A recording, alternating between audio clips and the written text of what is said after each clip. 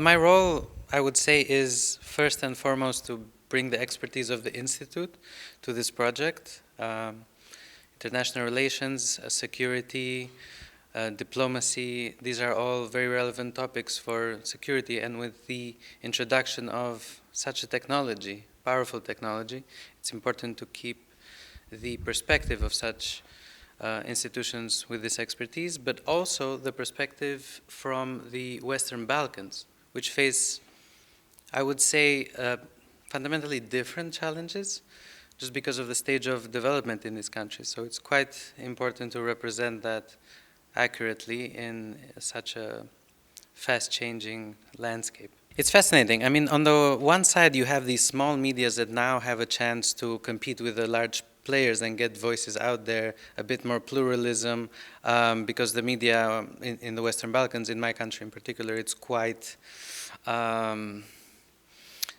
prone to political influence. So on the one hand, you do give people some power to express themselves and get to a wider public more easily.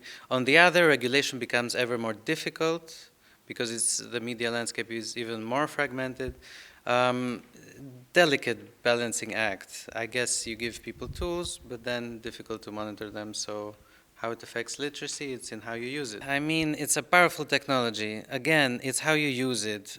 Clever implementations of this technology have fundamentally changed many fields. Science comes to mind as one of them, the easiest accessible one. Media is more tricky, again, because of how it's used, but with regulation and enforcement of regulation and geared towards better education, more creative education, it can absolutely help Albania, perhaps in the region, perhaps also in sectors that are traditionally low-tech as well, agriculture, for instance. But we do have difficulty with the technology infrastructure. So that's why projects like these are important to sort of get some technology transfer between EU countries that have the practices and us who need to develop them.